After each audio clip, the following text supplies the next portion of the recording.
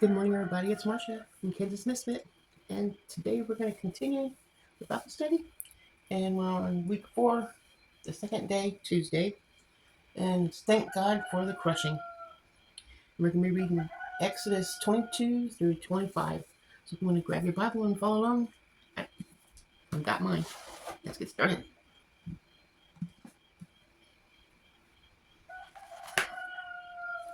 22, 23, 24, and 25. Okay. Chapter 22, Protection of Property. Whoever steals an ox or a sheep and slaughters it or sells it must pay back 5 head of cattle or the ox and 4 sheep for the sheep.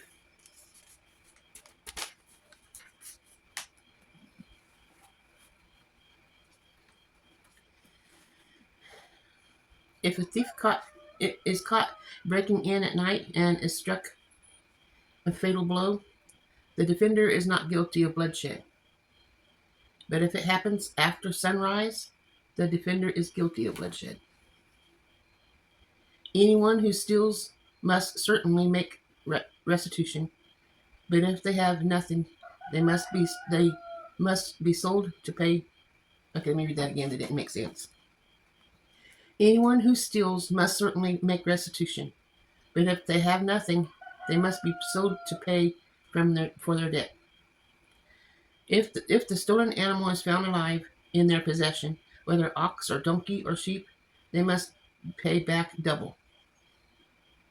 If anyone grazes their livestock in the field or vineyard and gets them and lets them stray, and they graze in someone else's field, the offender must make restitution from the best of their own field or vineyard.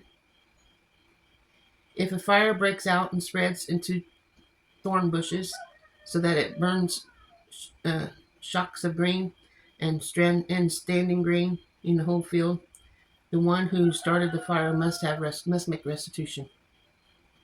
If anyone gives a neighborhood silver or gold for safekeeping, and they are stolen from the neighbor's house, the thief, if caught,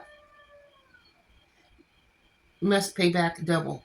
But if the thief is not found, the owner of the house has laid hands on the other person's property. In all cases of illegal possession of an ox, a donkey, a sheep, a garment, or any other lost property, about this somebody says, "This is mine." Both parties are to bring their cases before the judges. The one whom the judges declare guilty must pay back double to the other. If anyone gives a donkey, an axe, a sheep, or any other animal to their neighbor for safekeeping, and it dies or is injured or is taken away while no one is looking, the issue between them will be settled by the taking of an oath before the Lord that the neighbor did not lay hands on the other person's property. The owner is to accept this, and no restrictions are required. But if the animal was stolen from the neighbor, restrictions must be made to the owner. Not restrictions, restitution. If it was torn to pieces by a wild animal, the neighbor shall bring in the remains of the evidence and shall not be required to pay for the torn animal. If anyone borrows an animal from their neighbor and it is injured or dies while the owners are not present, they must make restitution. But if the owner is with the animal, the borrower will not have to pay. If the animal was hired, the money paid for the hiring covers the loss. Social I can't even say the word. Responsibility. There we go. Social responsibility. If a man seduces a virgin who has been pledged to be married and sleeps with her, he must pay the bride price, and she shall be his wife. If a father absolutely refuses to give her to him, he must still pay the bride price for virgins. Do not allow the sorceress to live. Anyone who has sexual relations with an animal is to be put to death. Whoever sacrifices to any god other than the Lord must be destroyed. Do not mistreat or oppress a foreigner, for you are foreigners in Egypt. Do not take advantage of the widow or the fatherless. If you do, and they cry out to me, I will certainly hear their cry. My anger will arouse. I'm sorry. My anger will be aroused, and I will kill you with the sword. Your wives will become widows and your children fatherless. If you lend money to one or many people among you who is needy, do not treat like a business deal. Don't treat it like a business deal. Charge no interest, and if you take your neighbor's cloak as a pledge, return it at sunset, because that cloak is the only covering your neighbor has. What else can they sleep in? When they cry out to me, I will hear, for I am compassionate. Do not blaspheme God or curse the ruler of the people. Do not hold back offerings from the garners or the vats. You must give me the firstborn of your sons. Do the same with your cattle and your sheep. Let them stay with their mothers for 7 days, but give them to me on the 8th day. You are to be my holy people, so do not eat the meat of the animal torn by wild beasts. Throw it to the dogs.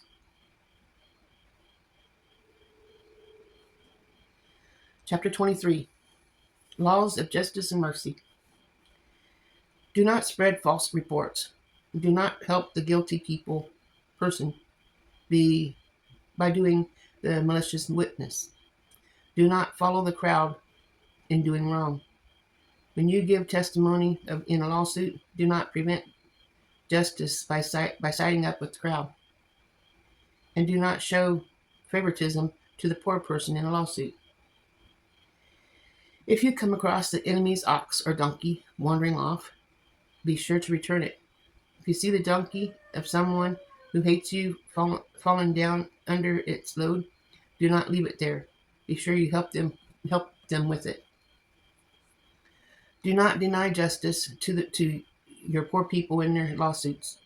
Have nothing to do with the false charge, and do not put an innocent or honest person to death, for I will not acquaint the guilty. Do not accept a bribe, for a bribe blinds those who seize twists and words of the innocent. Do not oppress a foreigner. You yourselves know how it feels to be foreigners.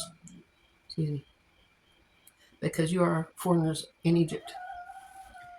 Sabbath laws. For 6 days you are to sow the fields and harvest the crops. But during the 7th day let the land lie unplowed and unused. Then the poor among the people may get food from it, and the wild animals may eat what is left.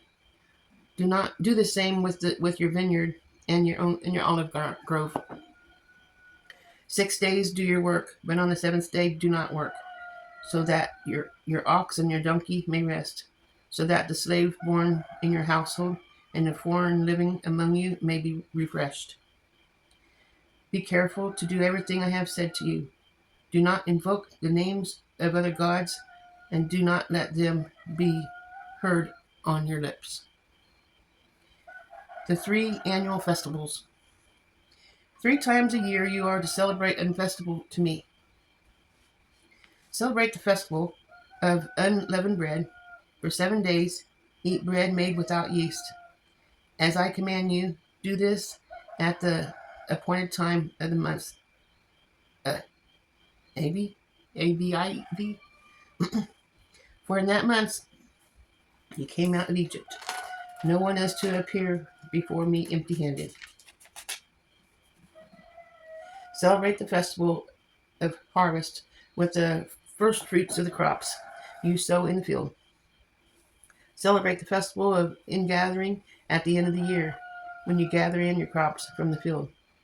3 times a year, all the men are to appear before the sovereign Lord. Do not offer the blood of a sacrifice to me along with anything containing yeast. The fat of the festival offerings must not be kept until morning. Bring the beast in the first fruits of your soil to the house of the Lord your God. Do not cook the young goat in its mother's milk. God's angel is prepared the way. God's angel to prepare the way. See, I am sending an angel ahead of you to guard you along the way, and to bring you to the place I have prepared. Pay attention to him and listen to what he says. Do not rebel against him. He will not forgive your rebellion. Since my name is in him, if you listen carefully to what he says and do all what he says, do all that I say, I will be an enemy to your enemies, and I will oppress those who oppress you. My angel will go ahead of you and bring you into the land of the Amorites, Hittites, Perizzites, and Canaanites, Hivites, and Jebusites, and you will wipe them out. Do not bow down before their gods, or worship them, or follow their practices. You must demolish them and break their sacred stones to pieces. Worship the Lord your God, and his blessings will be on your food and water. I will take away sickness from among you, and none will miscarry or be barren in your land. I will give you the full lifespan. I will send my terror ahead of you and throw into confusion every nation you encounter. I will make all the enemies turn their backs and run. I will send the hornet ahead of you to drive the Hivites, Canaanites, and Hades out of their way. But I will not drive them out of a single year, because the land would become desolate and the wild animals too numerous for you. Little by little, I will drive them out before you until you have increased them enough to take possession of the land. I will establish your borders from the Red Sea to the Mediterranean Sea, and from the desert to the Euphrates River. 6:30 a.m. Sea River, where am I at?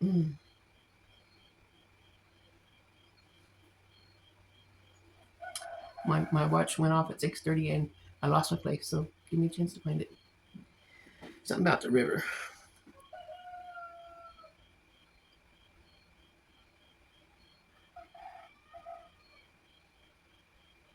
I think about it. I'll begin at verse 31. I will establish your borders from the Red Sea to the Mediterranean Sea, and from the desert to the Euphrates River. I will give you into your hands the people who live in the land, and you will drive them out before you. Do not make a covenant with them or with their gods. Do not let them live in your land, or they will cause you to sin against me. Because the worship of their gods will certainly be a snare to you. Chapter 24. The covenant confirmed. Then the Lord said to Moses, "Come up to the Lord, you and Aaron, Nadab and Abihu, and 70 of the elders of Israel. You are to worship at a distance, but Moses alone is to approach the Lord. The others must not come near, and the people may not come up with him." When Moses went and told the people all the Lord's words and laws, they responded with one voice, "Everything the Lord has said, we will do." Moses then wrote down everything the Lord had said. He gave up early the next morning and built an altar at the foot of the mountain and set up 12 stone pillars representing the 12 tribes of Israel. Then he set young Israelites, men, and they offered burnt offerings and sacrificed young bulls as fellowship offerings to the Lord. Moses took half of the blood and put it in the bowls, and the other half was splashed against the altar.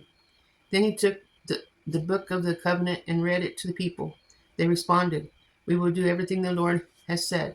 We will obey." Moses then took the blood, sprinkled it on the people, and said, "This is the blood of the covenant that the Lord has made with you in accordance with all of his words." These words. Moses and Aaron, Nadab and Abihu, and the 70 elders of Israel went up and saw the God of Israel. Under his feet was something like a pavement made with lapis lazuli, as bright blue as the sky. But God did not raise his hand against these leaders of the Israelites. They saw God, and they ate and drank. The Lord said to Moses, "Come up to me on the mountain and stay here, and I will give you the tablets of stone with the law and commandments I have written in their instruction." Then Moses set out with Joshua was Abide, and Moses went on up the mountain to God. He said to the elders, "Wait here for us until we come back to you. Aaron and Hur are with you, and anyone involved in a dispute can go to them." When Moses went up to the mountain, the cloud covered it, and the glory of the Lord settled on Mount Sinai. For 6 days the clouds covered the mountain, and on the seventh day the Lord called to Moses from within the cloud. To the Israelites, the glory of the Lord entered the cloud as they went up the mountain, and he stayed on the mountain 40 days and 40 nights. Chapter 25. Offerings for the tabernacle. The Lord said to Moses, "Tell the Israelites to bring me an offering. You are to receive the offering for me from everyone whose heart prompts them to give. These are the offerings you are to receive from them: gold, silver, and bronze, blue, purple, and scarlet yarn, and fine linen, goat hair, ram skins dried red, and another type of durable leather, acacia wood, olive oil for the light, spices for the anointing oil, and for the fragrant incense, and onyx stones and other gems to be mounted on the ephod and breastplate. Then have them make a sanctuary for me, and I will dwell among them. Make this tabernacle of all the furnishings exactly like the pattern I will show you." The ark. Have them make an ark of acacia wood, 2.5 cubits long, and a cubit and a half wide, and a cubit and a half high. Overlay it with your gold, both inside and out, and make the gold molding around it. Cast 4 gold rings for it, and fasten them to its 4 feet, with the 2 rings on one side, and 2 rings on the other. Then make poles of acacia wood and overlay them with gold. Insert the poles into the rings on the sides of the ark to carry it. The poles are to remain in the rings of this ark. They are not to be removed. Then put in the ark the tablets of the covenant law, which I will give you. Make an atonement cover of pure gold, 2.5 cubits long and a cubit and a half wide. Then make 2 cherubim out of hammered gold to the ends of the cover. Make the cherub on the end of the second cherub on the other. Make the cherub on the piece with the cover at the 2 ends. The cherubim are to have their widespread upward and overshadowing the cover of them. The cherubim are to face each other, looking toward the cover. Place the cover on top of the ark, and put the ark with tablets or the covenant law, that I will give you. There above the cover between the 2 cherubims that are over the ark of the covenant law. I will meet with you and give you all the commandments for the Israelites. The table. Make a table of acacia wood, 2 cubits long and a cubit wide and a cubit and a half high. Overlay it with pure gold and make the gold molding around it. Also make a round at the rim of the handbreadth wide and put the gold molding on the rim. Make 4 gold rings for the table and fasten them to the 4 corners. There where the 4 legs are. The rings are to be close to the rim to hold the poles used in carrying the table. Make the poles of acacia wood, overlay them with gold, and carry the table with them. And make his plates and dishes of pure gold, as well as its pitchers and bowls for the pouring out of offerings. Put the bread and the presents on this table to be before me at all times. The lampstand. Make a lampstand of pure gold. Hammer out its base and shaft and make it flower-like cups, buds, and blossoms from one place with them. 6 branches are to extend from the sides of the lampstand, 3 on one side and 3 on the other. 3 cups shaped like almond flowers with buds and blossoms are to be on one branch. 3 on the next branch, and the same for all 6 branches extending from the lampstand. And on the lampstand there are to be 4 cups shaped like almond flowers with buds and blossoms. 1 bud shall be under the first pair of branches, extending from under the second pair, and the 3rd bud under the 3rd pair, and 6 branches in all. The buds and branches shall all be of one piece with the lampstand hammered out with pure gold. Then make it 7 lamps and set them up on it so they light the space in front of it. Its wick trimmers and trays are to be of pure gold.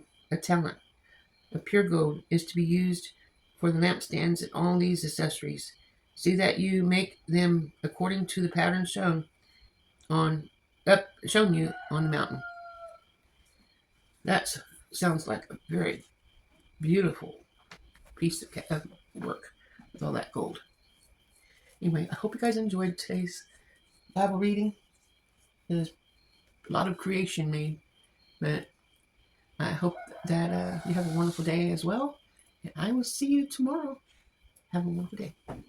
Remember, God loves you, and so do I. Ta-ta for now.